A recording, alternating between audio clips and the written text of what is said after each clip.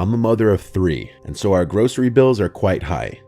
My husband works at a tech company, and I currently stay at home raising the kids, who are 10, 7, and 3. I go food shopping at least twice a week, and I usually go to the King Kullen near our house, though I sometimes go to the nearby Target as well. Those are 2 of a very small list of grocery stores in our quiet town. To give as much context as possible, we're an Italian family and I'm currently 40 years old. This happened not even a year ago when I was 39. I was running behind on shopping one day, so I went much later than usual. The King Kullen by us closes at 10, and it was definitely past 9 o'clock already, so I hurried over to the store with my flyers and coupons. The kids were complaining about a lack of food in the house, so I had to get a quick grocery run in. Most days I'd have to go shopping with my 3-year-old daughter Haley.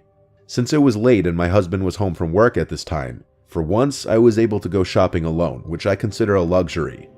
I got to the King Kullen, which was pretty void of people at this hour since it would soon be closing. I grabbed a cart and quickly started doing my laps down the aisles and grabbing whatever was on my list and whatever was on sale. I was in the cereal aisle when I got a tap on my shoulder, which startled me. I turned and saw a very tan man about my height with a baseball cap on, a black goatee, and a red zipper-up hoodie and jeans on. He laughed and apologized for startling me, and said that he'd been looking everywhere for a specific bag of chips that was in my cart, and he asked where I found them. I politely told him the aisle, and he said he checked but couldn't find it. So I actually led him exactly to where I found the chips. He thanked me with his awful breath, and I smiled and was about to walk back to my cart.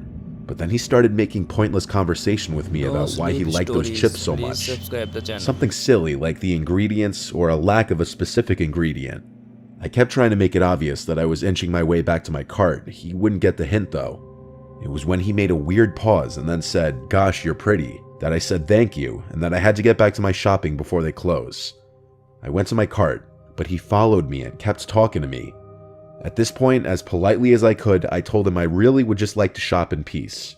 He finally seemed to get the hint and walked away, but for the rest of my time in the store that night, I kept seeing that man circling the aisles, and each time he walked past the aisle I was in, he'd slow down or even stop and just look down at me. I was getting increasingly uncomfortable and hurried up my shopping. When I was finally done, I went to the checkout, and as I emptied my cart, here comes Red Hoodie Guy with a whole 2 or 3 items, and he waits on line right behind me. He doesn't say a word anymore, but I felt his gaze even through the back of my head. When I was done checking out, I pushed my cart away, and the man called out, "Have a good night, ma'am," and I ignored it. As I was unloading my car, I noticed the Red Hoodie Guy in the parking lot, looking at me as he walked to his car. He got into a junky-looking Honda that must have been like 30 years old. He didn't turn the car on though, he just sat in it. I finally finished loading my car, so I got inside, started it, and began driving out of the parking lot. I looked in my rearview mirror a few times, and I didn't see any headlights behind me, so I felt safe to drive home. It wasn't until I pulled into the driveway and looked to my left down the street that I realized there was a car with its headlights off driving slowly down the street approaching our house. It pulled to the curb a few houses down. It looked to be that Honda from the parking lot. I went inside the house and called my husband's name. He came downstairs looking concerned, and I told him I was followed home by a creep. He hurried outside to the stoop, but by this time, the car was already gone. The following weekend, late at night when we were all in bed, we heard some shuffling around outside in the side yard. I shook my husband to go check what it was, and he went to slide the window open. He saw someone right below the window trying to open the side gate to the backyard, but after hearing the window slide open, the man looked up and started to run. My husband grabbed the baseball bat from under the bed and ran outside, and when he came back a minute later, he said he saw the car speeding down the street and he tried to chase after it. He perfectly described the shitty Honda that the Red Hoodie Guy was driving. It was undoubtedly him. We phoned the police, and given the late hour, a police officer arrived to our house in under 5 minutes.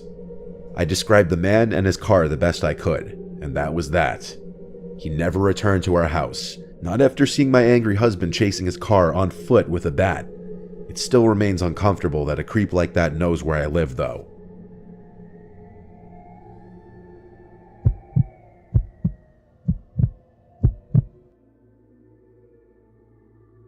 When I was in college, I worked at Waldbaum's.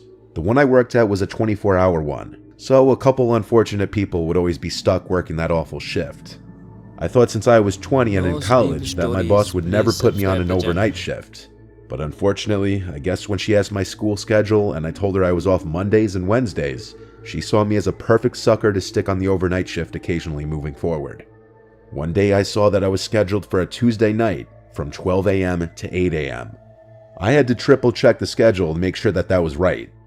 I felt sick seeing that, and when I asked my supervisor why I was put on the overnight shift, he told me if I'm over 18, I don't really have a choice.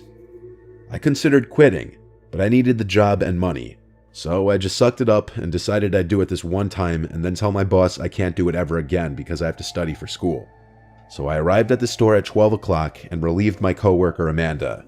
Half the lights in the store were out at this hour to save on electricity.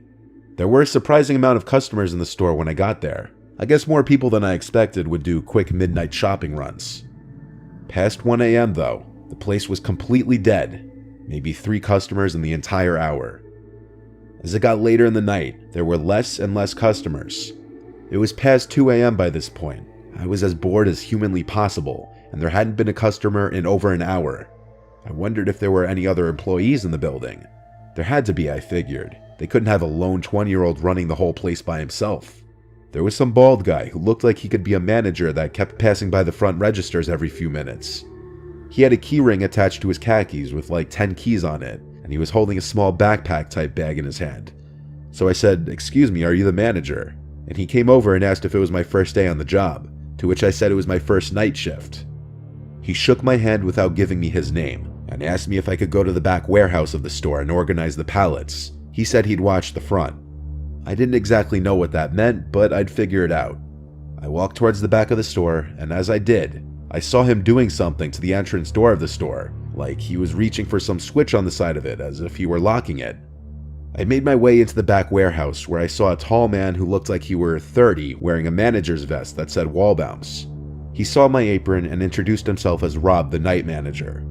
I said, "Oh, I thought the guy in the front was the night manager." And he looked puzzled and said, "Who?" When I described that man from before, he asked me to show him who I was talking about because he was the only manager on duty. We didn't even make it out of the warehouse before all the lights in the store turned off. Rob told me to wait in the warehouse while he checks out what's going on. I watched as he walked through the warehouse doors into the darkness of the store, with the only light out there being from the lights of the dairy coolers that were still on.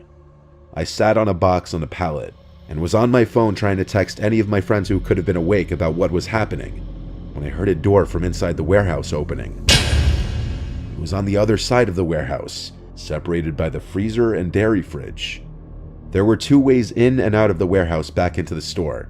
I still sat there, now with my ears perked up, listening for any sounds, and I heard quiet, slow footsteps getting closer, followed by a voice saying, "Hey kid, you in here?" But it wasn't Rob's voice. It was that bald guy's voice.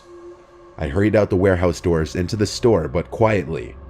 I jogged to the front of the store looking for Rob, but I couldn't find him. I called out his name, nothing. I grabbed my jacket and tried to open the exit door, but it wouldn't open automatically. So I tried to physically open it, but it was locked. I heard footsteps approaching from behind me, and I turned and almost screamed, but I realized it was Rob the manager. He flicked some lever or something on the top right of the door and unlocked it, and he said in a panicked whisper to hurry and get outside. He followed behind me. We left the store and he got right on the phone with the police, and I heard his whole conversation. He said he believed an armed man locked himself into the Wallbounce and was probably trying to rob the place.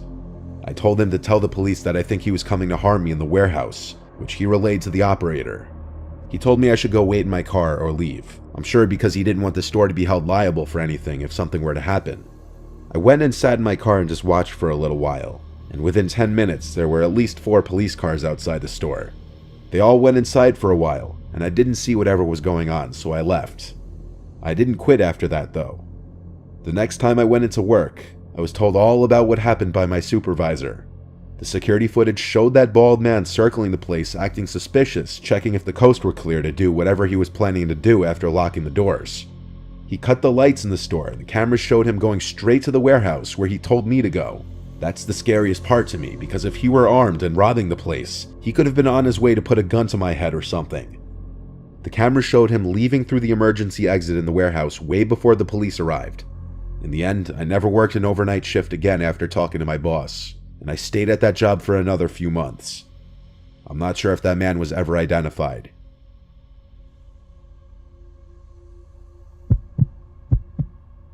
No sleep stories. Please subscribe the channel. I used to work as a night restock worker at a supermarket in a somewhat rural town. The store was called Great American. It was the biggest and best supermarket in the area. My shift would be as soon as the store would close at 10. I'd work from 10 p.m. to 3 a.m. the latest, restocking the shelves and organizing everything before the next operating day. I of course had the keys to the store for the after hours. It would be a team of 2, myself and one other, either Terry, Carter, or Alfonso. Tonight I was supposed to be working with Terry. I arrived to the store and let myself into the back where all the inventory yet to be stocked was. I started my work using the pallet jack to bring a whole pallet of boxes out to the shopping floor. I started with the bread and nuts aisle, rotating the older loaves in the front and putting the newer loaves in the back. Halfway through, I realized I hadn't seen Terry yet. I walked to the back area of the store where the inventory was, where we'd leave our belongings. He wasn't back there yet. I left the back door cracked open with a door stopper for him when he would show up. So I went back to work for another half hour. And with still no sign of Terry, I once again went to the back of the store. He wasn't in there, but I noticed the back door was shut. I assumed that meant Terry was here somewhere. I went to open the back door and saw the door stopper was outside, which I thought was weird that he kicked it outside instead of bringing it in. I called Terry's name and it echoed through the room. He didn't call back, so I decided to call him. He picked up, sounding like he was in bed, and I asked him if he was at work. He said he wasn't coming in tonight because he was sick. Suddenly I got the chills. I told him someone kicked the door stopper off the door, and he said it could have just come undone itself. Nobody else was scheduled to work that night. I told him feel better, and we hung up. I wasn't sure if I was convinced that the door stopper came undone itself, because I kicked it under the door pretty tightly. I did a quick look around just to make sure no one was in the back of the store, and when I didn't see anyone, I went back to work, though I felt a slight sense of unease the whole time. I was stocking the remainder of the bread when I heard a loud sound echo from across the shopping floor.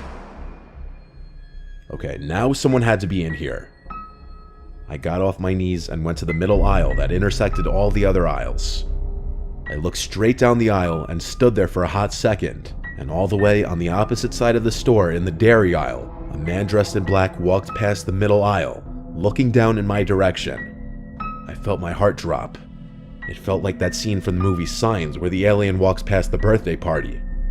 I had to think logically, that maybe this was someone else filling in for Terry's shift that our boss didn't tell me about. No sleep I started to stories. speed walk Please down the center subscribe aisle channel. and yelled "excuse me" very loudly. I looked to the left down every aisle I passed since he went towards the front of the store. In one of those aisles, he was waiting at the end of it, standing there fully facing my direction. When he saw me, he walked out of sight in the direction I was just coming from. I yelled "excuse me" again and started to run down that aisle to catch up to him. I didn't get a good look at his face yet.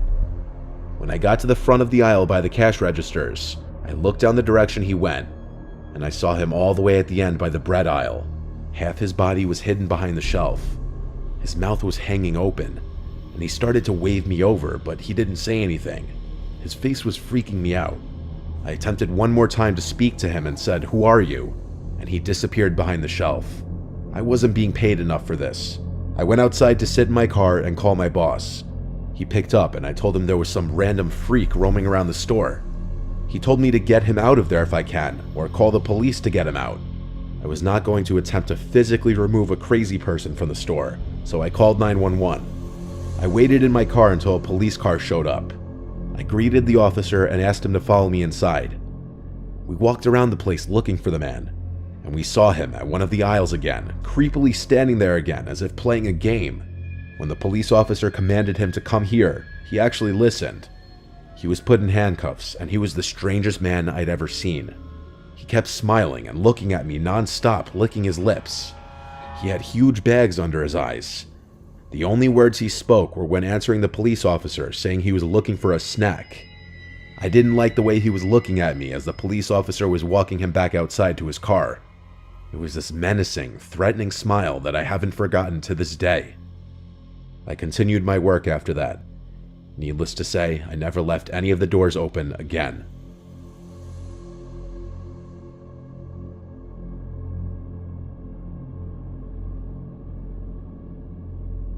No sleep stories. Please subscribe the channel.